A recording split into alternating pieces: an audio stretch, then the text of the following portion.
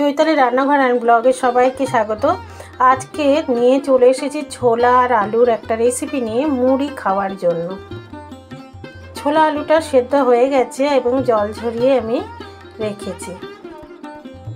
এখানে আমি কড়া বসিয়ে দিয়েছি, গ্যাস জ্বালিয়ে এখন দিয়ে দিচ্ছি সর্ষের তেল।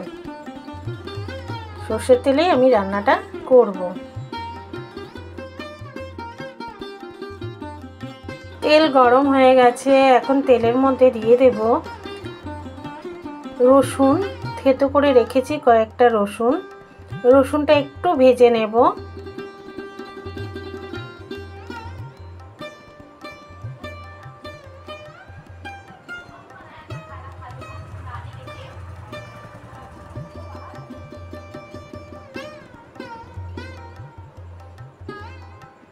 এখন আমি দিয়ে দেব এখানে পেঁয়াজ। দুটো পেঁয়াজ কুচিয়ে রেখেছি ছোট সাইজে, আর দিয়ে দিচ্ছি কাঁচা লঙ্কা চিরা। আবারও আমি ভালো করে ভেজে নিচ্ছি।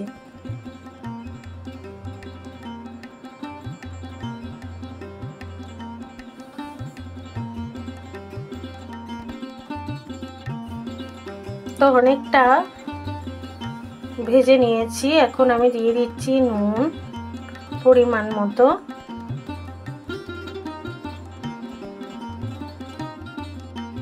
এখন আমি এখানে কিছু মশলা দিয়ে দিচ্ছি। হলুদ গুঁড়ো, ধনের গুঁড়ো দিয়ে ভালো করে নাড়াচাড়া করে দিচ্ছি। আর একটু জল দিয়ে দিলাম যাতে মশলাটা পুড়ে না লাগে।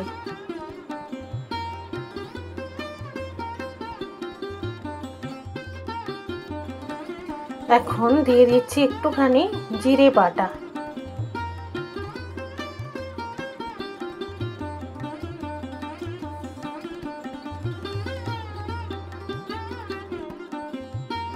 আর এখন দিয়ে দিচ্ছি ছোলা আর আলু দিয়ে খুব ভালো করে এখন ফ্রাই করে নিতে হবে। তো এখানে আমি কিন্তু আর জল দেব না, এটা খালি ফ্রাই করে নিলেই হবে। আমি একটু কাশ্মীরি মির্চি দিয়ে দিচ্ছি। আপনারা যদি গুঁড়ো লঙ্কা খেতে চান গুঁড়ো লঙ্কাও দিতে পারেন, আমি এটা একটু কালারের জন্য দিলাম। একবার এইভাবে ছোলাটা বানিয়ে খেয়ে দেখুন, মুড়ির সাথে খুবই ভালো লাগে। দোকানেও কিন্তু এরকম কিনতে পাওয়া যায়, কিন্তু সেটা খালি ছোলা, যেহেতু আমি বাড়িতে করছি বলে একটু আলু দিয়েছি। তার একটুখানি আমি ফ্রাই করে নিচ্ছি।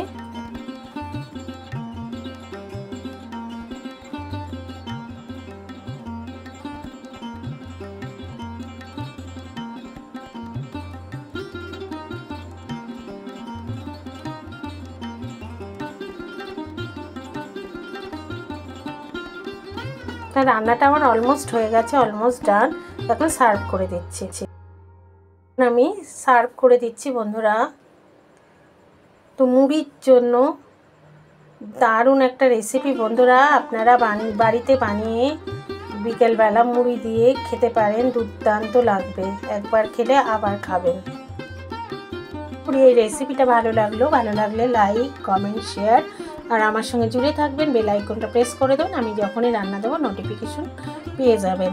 তারপরে এখন আমি এই ছোলা দিয়ে একটু মুড়ি খেয়ে আপনাদের সামনে দেখাবো যে কতটা টেস্ট হয়েছে, সেটা বলবো।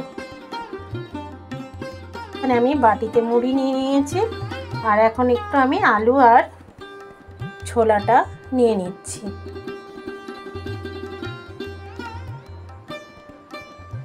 একটা আমি লঙ্কাও নিয়ে নিচ্ছি। তো বন্ধুরা, এই যে ছোলার যেটা বানালাম সেটা আমি বানিয়ে এখন মুড়ি দিয়ে খাচ্ছি।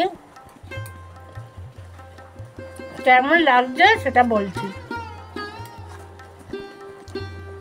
দারুণ লাগছে বন্ধুরা, একবার এইভাবে বানিয়ে তোমরা মুড়ির সাথে খাও, অসাধারণ।